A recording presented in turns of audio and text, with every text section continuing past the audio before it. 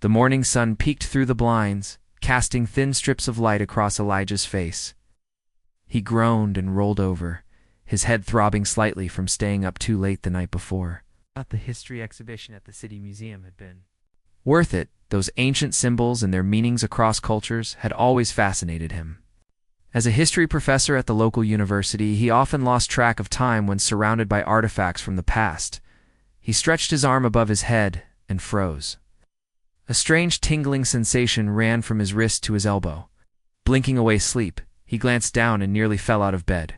There, on his inner forearm, was a symbol he didn't recognize, a pattern of curved lines that looked like interlocking crescents and stars. The design seemed to catch the morning light in an unusual way, almost shimmering with a blue-silver glow. What the?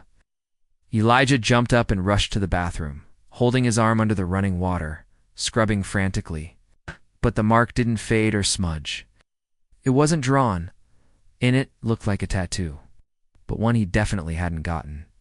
He leaned closer to the mirror, studying the strange design. It wasn't painful, and the skin around it looked normal. No redness, no swelling. Just this perfectly formed symbol that had somehow appeared overnight. "This can't be happening," he muttered, reaching for his phone to take a picture. The image on his screen looked different, somehow flatter, less alive than the actual mark on his skin. Elijah sank onto the edge of his bathtub, mind racing. The previous evening at the museum came back in flashes. The crowded exhibition hall, the glass cases of ancient tablets, the strange old woman who'd bumped into him near the exit. He remembered, her gnarled hand gripping his arm for balance, right where the symbol now appeared. At the time, he thought nothing of it, just helped her steady herself before she disappeared into the crowd with a knowing smile. "This is crazy," Elijah said to the empty bathroom. "People don't just wake up with magical tattoos." Yet there it was, impossible to ignore. After calling in sick to the university, something he rarely did, Anja spent the day hunched over his laptop, searching for answers. He dug through digital archives, academic journals, and even less reputable websites dedicated to mystical symbols. Hours later, his eyes burning from screen time, he found a single reference in an obscure text about protective sigils from coastal cultures. The image wasn't an exact match, but close enough to make his heart beat faster, according to the brief. Mention: it was a mark of protection and connection to the sea, given only to those chosen to guard something precious. The text was frustratingly vague beyond that. Over the next few days, strange things began to happen. Elijah found himself knowing which way was north without checking, even indoors. His dreams grew vivid, full of crashing waves and salt spray, though he lived miles from any coastline. Once while grading papers at a cafe, he knocked his water glass over. And for a split second before it spilled, he could have sworn the water hesitated. Hovering in midair before gravity took hold, most unsettling were the reactions of strangers. A woman delivering his mail gasped when his sleeve rode up, then hurried away without explanation. An old man at the grocery store spotted the mark and dropped a carton of eggs, muttering something that sounded like, "It's starting again, a week." After the symbol appeared, Elijah was lecturing about ancient trade routes when he mentioned the importance of lighthouse systems without planning to. The words seemed to flow through him rather than from him. Later, reviewing his notes, he realized he'd shared details about historical coastal warning systems that he couldn't remember researching.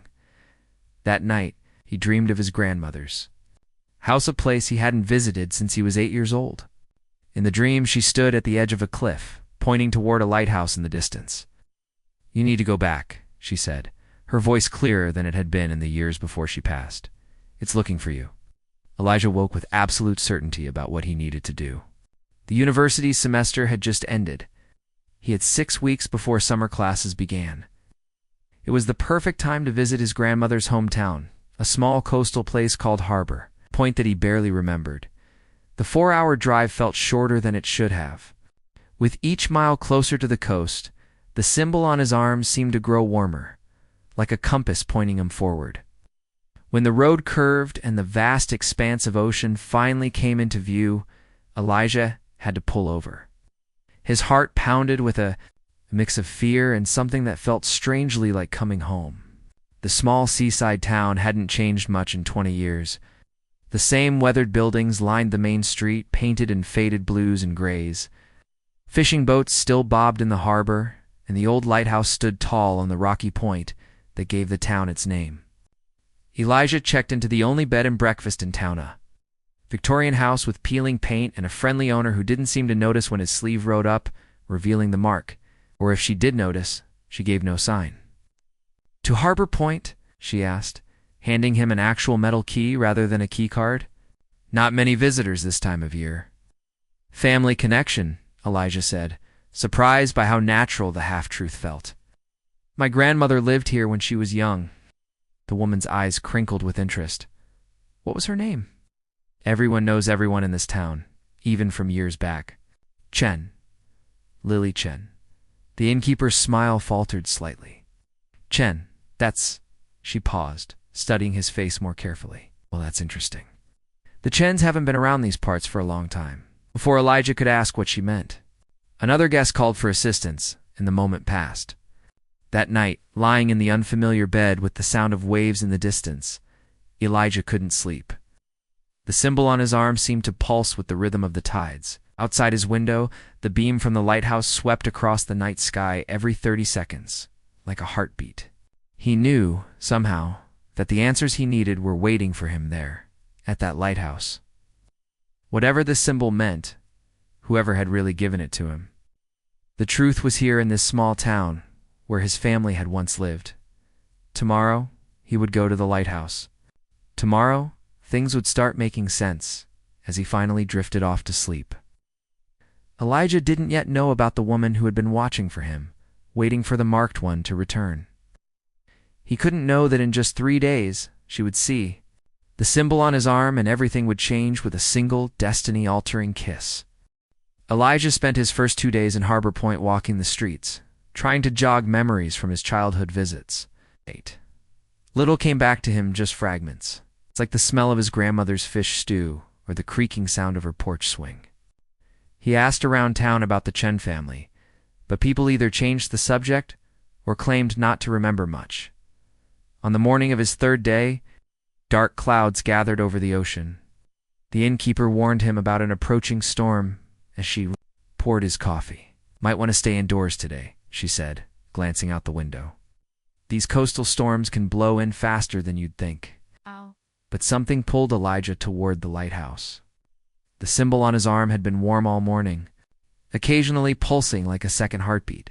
He couldn't explain it, even to himself, but he knew he needed to go there before the storm hit. The path to the lighthouse wound along steep cliffs, wild grass bending in the strengthening wind. Seabirds called warnings overhead, swooping low, before disappearing into the gray sky. By the time the white tower came into view, standing tall against the darkening horizon, the first drops of rain had begun to fall. Elijah paused to catch his breath, pulling his jacket tighter. That's when he saw her, a figure standing near the edge of the cliff, dark hair whipping around her face.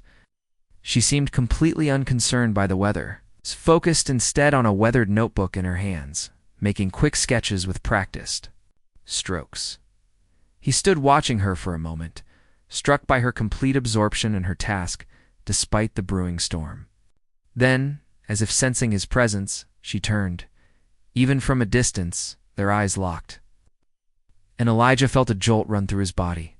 The symbol on his arm flared with sudden heat, not painful, but impossible to ignore. The woman's expression changed, from surprise to something else. Recognition, maybe, though they'd never met.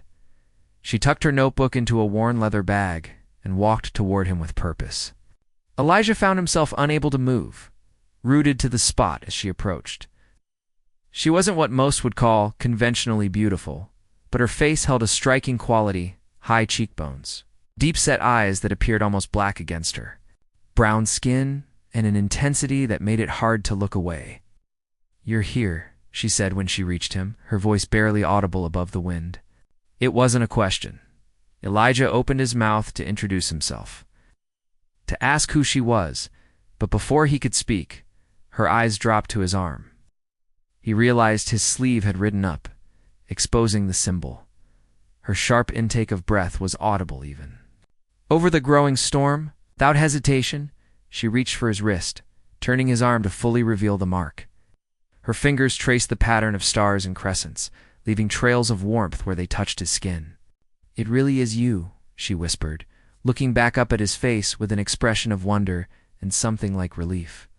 What happened next would replay in Elijah's mind countless times in the days that followed. The woman, still a stranger, stepped closer, her hand still holding his wrist. Rain began to fall more heavily around them, but neither moved. She studied his face as if memorizing it. Then, with a decisiveness that left no room for questions, she leaned in and kissed him. The moment her lips touched his, the symbol on his arm blazed with light that somehow shone through his sleeve. Images flashed behind his closed Isocian depths, ancient rituals, faces he somehow knew without having met them. The kiss lasted only seconds, but when she pulled away, Elijah felt as if something fundamental had shifted in the world. "You've finally returned," she said against his lips before stepping back.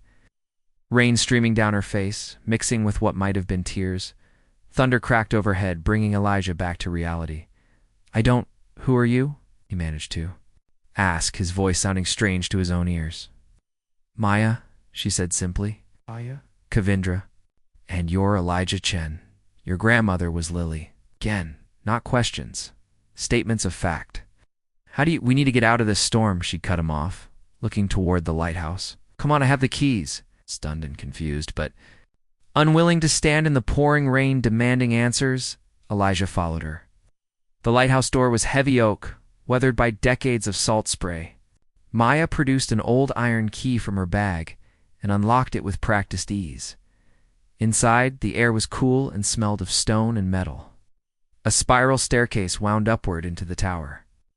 Maya lit an oil lamp that sat on a small table, casting warm light around the circular room. "The power goes out during storms," she explained, seeing his questioning look at the old-fashioned lamp. "Some things don't change around here." Elijah rubbed his arm where the symbol had now cooled, but still tingled. Strangely.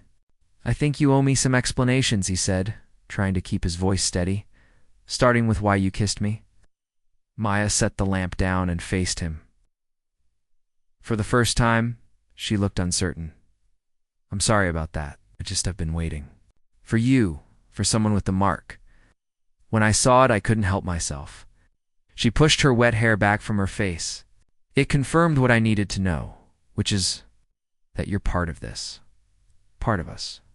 She gestured around vaguely. "Protectors, the guardians." Elijah shook his head. "I don't understand. I'm a history professor. I just came here because... ... He trailed off, unsure how to explain the pull he'd felt. "Because the mark led you here," Maya finished for him. "That's how it works. It appears when you're needed, and it guides you back to where you belong." Lightning flashed outside, illuminating the room through the small windows. In that brief, bright moment, Elijah noticed the walls were covered with drawings, the same symbol that marked his arm in various forms and sizes. "My family has watched over these waters for generations," Maya continued, following his gaze to the drawings. "Your family too, though they left a long time ago. Your grandmother was the last Chen guardian until now." "Guardian of what?" Elijah asked, feeling like he'd stepped into someone else's life, someone else's story. Maya's eyes met his, serious and ancient somehow, despite her young face. "The balance. It's the boundary between worlds. This isn't just a lighthouse, Elijah. Beacon, but not for ships." She took a deep breath. "I know how this sounds. I know you probably think I'm crazy, but that mark on your arm isn't random. Nothing about your coming here is random." Another crash of thunder, closer this time. The lamp flickered. "The storm is getting worse," Maya said, glancing toward the windows. "We need to go up." "Up? Why?" "Because that's where I can show you what we're really guarding." She started up the spiral staircase, pausing to look back at him. "Coming?" Elijah hesitated. The rational part of his mind screamed that this was madness, following a stranger who'd kissed him without explanation. Talk of guardians and boundaries. Between worlds, the symbol on his arm pulsed once, strongly, like a nudge. "Lead the way," he said, and followed her up into the unknown. The spiral staircase seemed to go on forever, their footsteps echoing against stone walls as they climbed. Elijah's legs burned by the time they reached the top, but Maya showed no signs of tiredness. She moved with the confidence of someone who had made this climb hundreds of times before. The top room of the lighthouse was circular, with windows on all sides offering a panoramic view of the churning ocean and stormy sky.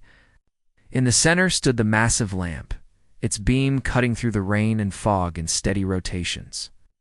This lighthouse has stood for over 200 years, Maya said, running her hand along the brass railing that surrounded the lamp. It was built by your ancestors and mine, working together. My family helped build this, Elijah asked, moving to the windows. Despite the storm, he could see for miles in every direction the small town below, the curved coastline, and the endless, restless sea. Maya nodded. The Chins and the Cavendress. Our families had been connected for generations. She rolled. Up her sleeve, and there on her forearm, was a symbol similar to his, not identical, but clearly related, with the same crescent shapes but different star patterns. You have one too, Elijah said, stepping closer to examine it. I was born with mine, she explained. It's rare, but it happens sometimes in guardian families. Yours appeared when you were needed, when we were both needed. Thunder cracked directly overhead, making the windows rattle. The lighthouse lamp continued its steady rotation, unaffected by the storm's fury. Needed for what exactly? Elijah asked, his voice almost drowned out. By the rain hammering against the glass, Maya turned away from him and pulled a worn leather-bound book from a hidden compartment in the wall. The book looked ancient, its pages yellowed and edges frayed.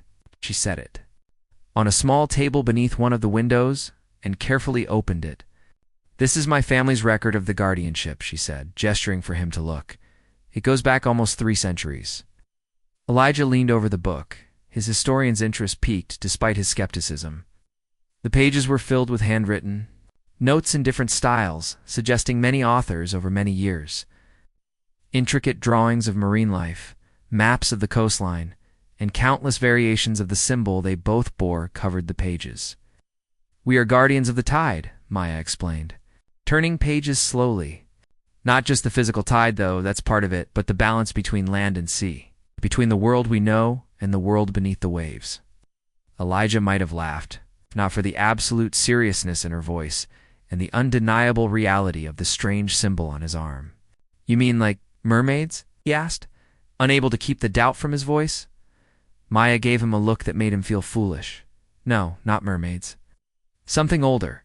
Something that existed in the deep waters long before humans walked on land. She turned more pages until she reached illustrations of strange creatures that looked nothing like any marine life Elijah had studied in science classes. These waters hide a gateway, she continued, thin place between our world and another realm. Our job, our family's job for generations, has been to maintain the boundary, to ensure nothing crosses that shouldn't, and to protect both sides from harm. Lightning flashed, illuminating the book in stark white light. For a split second, the drawings seemed to move on the page. This sounds like fantasy, Elijah said, though he couldn't deny the goosebumps rising on his arms. Most important truths sound like fantasy to those who haven't seen them firsthand, Maya replied without anger. Your grandmother understood. That's why she left. What do you mean? My grandmother left because she married my grandfather and moved to the city with him. Maya shook her head. She left because she was afraid. There was an incident when she was young. Something came through the gateway that shouldn't have. People died. Your grandmother wanted no part of the guardianship after that. The revelation hit Elijah hard. His quiet, cookie-baking grandmother had never mentioned anything about guardians or gateways. But then, she'd rarely spoken of her youth or her hometown at all. If she abandoned this duty, why am I here now? Why did this mark appear on me? Because the blood remembers, Maya said simply. Crisis. The gateway is becoming unstable. We need both bloodlines to strengthen the protection. She flipped forward in the book to more recent entries. The handwriting here was neater, more modern. These are my observations over the past year. Unusual tides. Creatures washing up that don't belong in these waters. Strange lights beneath. The surface at night. Elijah studied the entries, noting the scientific precision in her recordings. You said you're a marine biologist? Maya nodded. My day job. It lets me monitor the waters without raising suspicion. Science and guardianship aren't as separate as you might think. Both require observation, documentation, and respect for forces beyond our control. The storm outside was intensifying. Waves crashing against the rocky base of the lighthouse with enough force that Elijah could feel the vibrations through the floor. So what happens now? He asked. What does this guardianship actually involve? Maya closed the book carefully. First, I teach you about your abilities. Abilities? What abilities? The ones that come with the mark, she said, as if it should be obvious. Haven't you noticed changes since it appeared? Knowing directions without thinking? Understanding things you shouldn't know? Maybe even influencing water in small ways? Elijah thought of the glass in the cafe, the water that seemed to hesitate before spilling. He'd convinced himself it was imagination. Those are just the beginning, Maya continued. With training, you'll learn to sense changes in the tide miles away, to communicate with certain marine creatures, to feel disturbances in the gateway. She looked at him intently, and together, our abilities are amplified. Oh, that's why the kiss affected you so strongly, our connection. The joining of our bloodlines strengthens the protective magic. Magic, Elijah repeated flatly. You're talking about actual magic. Call it what you want. Energy, force, ancient knowledge. The name doesn't matter. The lighthouse lamp rotated, sending its beam out across the dark water. As it passed over a particular section of the sea, Aliyah thought he saw something, a brief glow beneath the surface that wasn't from the lighthouse beam. Maya saw it too. There, she said quietly. The gateway is responding to your presence. To our presence together? This is crazy, Elijah said, but he couldn't look away from the spot where he'd seen the underwater light. Crazy or not, it's real, Maya replied. And we don't have much time. There's a corporate development team arriving next week. They plan to build directly over the gateway site. And that's bad? It would be catastrophic, Maya said, her face grave. Construction would disrupt the energy patterns that keep the gateway stable. If it fully opens, ... She trailed off, looking out at the storm-tossed sea. What? What happens if it opens? Elijah pressed. Maya turned back to him, her eyes reflecting. The lighthouse beam as it swept past. Then what happened in your grandmother's time would seem minor by comparison. The days following their lighthouse meeting passed in a blur for Elijah. Each morning Maya would meet him at the small beach below the cliffs, away from curious eyes. There, with waves lapping at their feet, she taught him about his newfound abilities. Focus on the water, she instructed on their third day of training. Not with your eyes, but with the feeling in your arm. Let the symbol connect you to the tide. Elijah closed his eyes, feeling slightly foolish as the cold water swirled around his ankles. But when he concentrated on the warm tingling of the symbol, something shifted. Suddenly, he could sense the pull of the water, not just around his feet, but far out into the bay, like invisible strings connecting him to every wave and current. I can feel it, he whispered, afraid speaking too loudly would break the connection. It's like the water is talking to me. Maya's smile was bright enough to rival the morning sun. That's it. You're a natural, Elijah. It took me years to develop that level of sensitivity. Over the next week, his progress continued to impress them both. He learned to sense changes in the tide hours before they occurred, to spot the subtle glow of the gateway beneath certain waves, and even to calm small sections of rough water with a gesture of his marked arm. Their connection deepened with each passing day. The initial awkwardness of their first meeting and that unexpected kiss gave way to a comfortable partnership. Sometimes when they worked together, focusing their abilities on the same spot of ocean, Elijah would catch Maya looking at him with an expression he couldn't quite name. It's something between wonder and worry. There's something you're not telling me, he said one evening as they walked back from the beach. The setting sun painting the water in shades of gold and orange. Maya sighed, tucking a strand of hair behind her ear. There's a lot I haven't told you. Some things are easier to show than explain. Try me, Elijah pressed. I've accepted that I'm somehow meant to be a guardian of an underwater gateway. I think I can handle whatever else you're holding back. She stopped walking, turning to face the ocean. It's about your grandmother and my grandfather. What about them? The incident I mentioned, the one that made your grandmother leave my grandfather, was involved. Maya's voice grew quieter. He tried to perform a powerful ritual alone, something that should have required both bloodlines working together. He thought he could control the gateway without a Chen. Chill ran down Elijah's spine that had nothing to do with the evening breeze. What happened to him? He died, Maya said simply, and 2 fishermen with him. Your grandmother blamed herself for not being there, even though it was his pride that caused the tragedy. Elijah absorbed this new information about his quiet grandmother, trying to imagine her as a young woman faced with such responsibility and loss. And now we might need to attempt a similar ritual, Maya continued, her eyes fixed on the horizon. If the development goes forward, if the gateway becomes unstable, ENOUGH. Is that why you look at me sometimes like you're afraid? Elijah asked. Maya turned to him, surprise clear on her face. I didn't realize I was doing that. She hesitated. But yes, I worry about asking you to risk what your grandmother tried to escape. The ritual is dangerous, Elijah, especially for someone still learning their abilities. Before he could respond, a sleek black car pulled into the small parking area near the beach path. A man stepped out, his tailored suit oddly out of place in the casual seaside town. Maya tensed beside him. That's Darius, my cousin. As the man approached, Elijah noted the family resemblance, the same high cheekbones and intense eyes, but where Maya's expression typically held warmth, her cousin's face seemed permanently set in cold calculation. Darius greeted her, with a curt nod before turning his attention to Elijah. And you must be the Chen who's returned. His eyes flicked to Elijah's forearm where the symbol was hidden beneath his sleeve. I've heard the mark has chosen you. Darius is also a guardian, Maya explained, though her tone suggested some complication Elijah couldn't yet understand. His mother was my father's sister. A guardian who believes in progress, Darius corrected, straightening his already immaculate cuffs. The developers arrived in town this morning. I've been meeting with them. Maya's posture stiffened. Meeting with them? Why?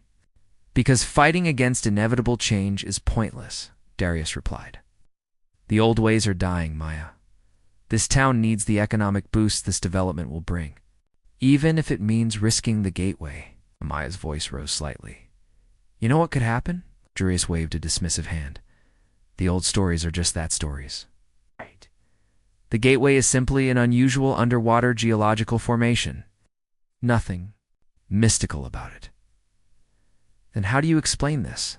Elijah found himself asking, rolling up his sleeve to reveal the symbol. It seemed to pulse more strongly in Darius's presence, as if responding to his doubt. Darius studied the mark with clinical interest. A genetic anomaly that appears in our families. Can be explained by science, not magic. You used to believe, Maya said quietly, before you went away to university.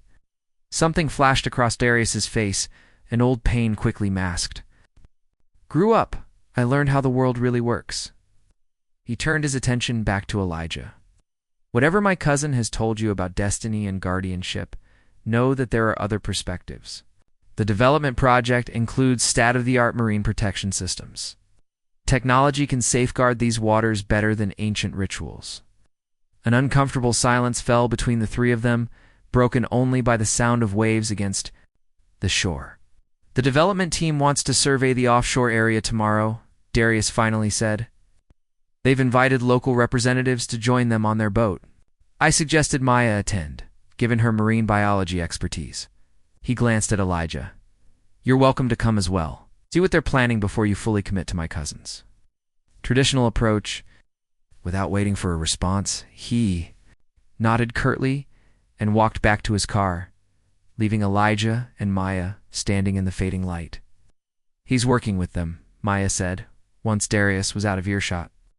I can't believe he would betray everything our families have stood for. Maybe he genuinely believes technology is the answer, Elijah suggested, though he shared her unease. Maya shook her head. He's bitter. He always expected to lead the Guardians one day, when his mark never appeared and mine did. She trailed off, looking out at the darkening water. What happens if he convinces the developers to build over the gateway site? We'll have no choice, Maya said grimly. We'll have to attempt the binding ritual that killed my grandfather. It's the only way to permanently seal and protect the gateway. A heavy drop of rain splashed against Elijah's cheek, though the sky had been clear moments before. Within seconds, a sudden downpour surrounded them, unlike any normal rain. Drops seemed to fall in patterns, forming momentary symbols on the sand before being washed away. It's responding to our conversation, Maya whispered, her face pale. The gateway senses the threat as they hurried toward shelter. Elijah caught a glimpse of something in the water, a pulsing light beneath the surface, larger and brighter than any he'd seen before. The sight filled him with both wonder and dread. He thought of his grandmother, young and afraid, turning her back on this legacy. Would he make the same choice? Or would he embrace a destiny he never asked for, risking everything for a duty passed down through generations of blood he never knew he carried? The night of the winter solstice arrived with an eerie calm. No stars were visible through the thick cloud cover, and the air hung heavy with the promise of a storm. Elijah stood at his window in the bed and breakfast, watching as the lighthouse beam cut through the darkness in steady rotations. Today was the day. After weeks of preparation, after countless hours of Maya teaching him everything she knew about their shared heritage, they would attempt the binding ritual that no guardian pair had successfully completed in over a century.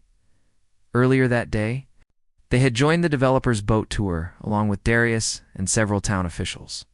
The sleek research vessel had circled above the gateway site while men in expensive suits pointed to charts and spoke of economic opportunities, jobs, and progress. All Elijah could focus on was the strange, pulsing light beneath the waves, visible only to him and Maya. It had grown stronger, its rhythm more erratic, warning they couldn't ignore. The lead developer, a tall woman with sharp eyes and sharper words, had laid out their timeline. We begin preliminary underwater surveying tomorrow. Construction platforms arrive next week. No, there was no more time to wait, no more time to prepare. The ritual had to happen tonight.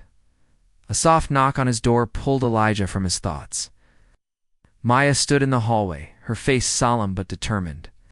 She wore a simple, dark blue dress that seemed to shimmer slightly, like the surface of deep water under moonlight. It's time, she said quietly. Elijah nodded and grabbed his jacket. The symbol on his arm tingled with anticipation as if it knew what was coming. They walked in silence through the sleeping town. Most windows were dark, the residents unaware of the battle about to take place for the very waters that sustained their community. When they reached the narrow path leading down to the small cove below the lighthouse, Maya paused. "Are you sure about this?" she asked, her eyes searching his face. "Once we begin, there's no turning back."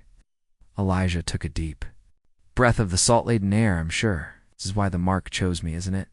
To be here now, with you?" Maya's smile was small, but genuine. "Your grandmother would be proud. Whatever she might have felt about the guardianship, she valued courage above all else." The descent to the cove was treacherous in the dark, but their symbols guided them, glowing faintly beneath their sleeves like living compasses. At the water's edge, Maya opened her worn leather bag and began removing small stone bowls, candles, and a vial of what looked like ordinary seawater but somehow caught the faint light in extraordinary ways. "The ritual creates a barrier of energy. That will permanently seal the gateway," Maya explained as she arranged the items in a specific pattern on the sand. "It won't close it completely. That would disrupt the balance too severely, but it will stabilize it against any disturbance. Even construction directly above it." Elijah helped position the final stone bowl, and the danger? Maya met his eyes directly. The gateway might resist, might push back. "My grandfather was swept into the sea when he attempted this alone. The energy was too much for one bloodline to channel." Before Elijah could respond, the beam of a flashlight cut through the darkness. Darius appeared at the edge of the cove, accompanied by two men in security uniforms bearing the logo of the development company. "I thought you might try something like this," Darius said, his voice cold with disappointment. "I didn't want to believe you'd be this foolish." Maya stood to face her cousin. "Darius, please. You know what's at stake here? Deep down you still believe, or you wouldn't have come to stop us. I came to prevent you from interfering with a legitimate business operation," he replied. "These gentlemen are the development company's security team. They're here to ensure there are no disruptions to tomorrow's survey work." The security men stepped forward, their posture making their intentions clear. They would physically remove Maya and Elijah if necessary. "You've brought outsiders to our sacred place." Maya's voice was barely controlled anger. "Have you forgotten everything our family taught us?" Something flickered across Darius's face, perhaps her old loyalty warring with new beliefs, but he shook his head. "What our family taught was superstition dressed up as duty. I've moved beyond that." Elijah stepped forward, positioning himself between Maya and the men. For weeks, he'd absorbed every scrap of history and knowledge she could share about their guardian heritage.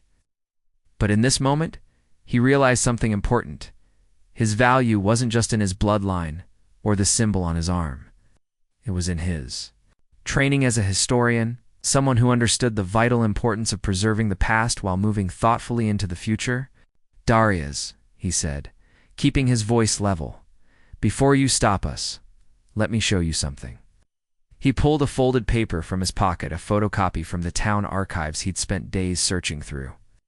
"This is a record from 1879 documenting unusual marine activity that caused 3 ships to sink in a single night." And here, he pulled out another paper from 1923. A scientific report about inexplicable underwater lights and tidal anomalies followed by a series of earthquakes. That destroyed half the harbor. He laid the papers on a flat rock, pulling out more documents. Every 40 to 50 years there's a pattern.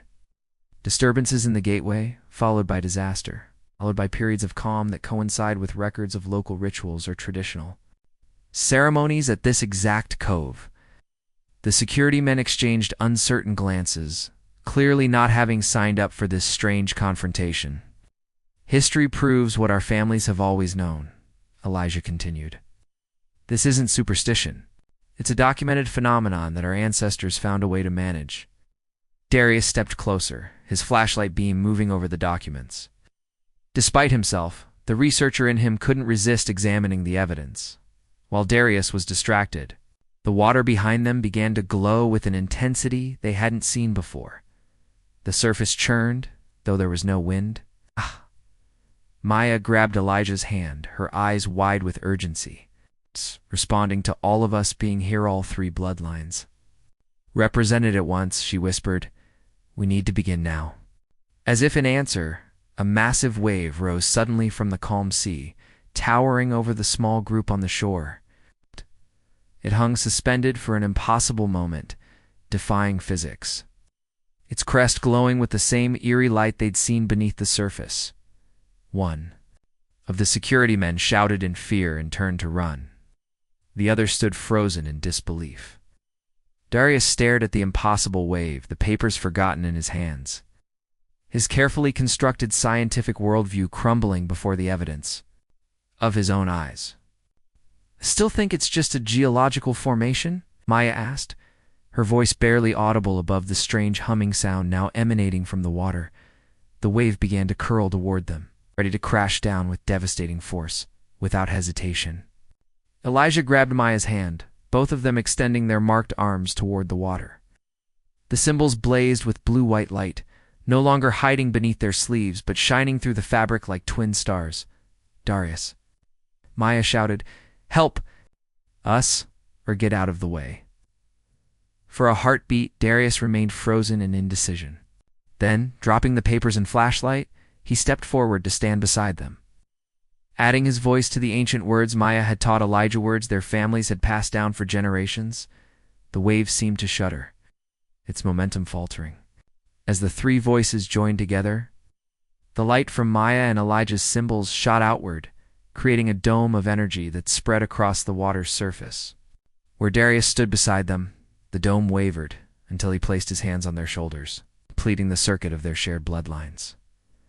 The massive wave collapsed, not toward the shore, but back into itself, the light spiraling downward, like water down a drain, returning to the gateway deep below. The sea surface smoothed into perfect stillness, reflecting the lighthouse beam as it swept overhead in the sudden quiet. Elijah found himself still holding Maya's hand, their fingers intertwined, the symbols on their arms now showing identical patterns where before they had been different. "It worked," Maya whispered, her voice a mixture of awe and exhaustion. "We did it." Darius stood slightly apart, staring at the now calm water with an expression of someone seeing the world anew. The security men had fled, leaving only the three of them on the moonlit shore. What happens now?" Darius finally asked, his voice uncharacteristically uncertain.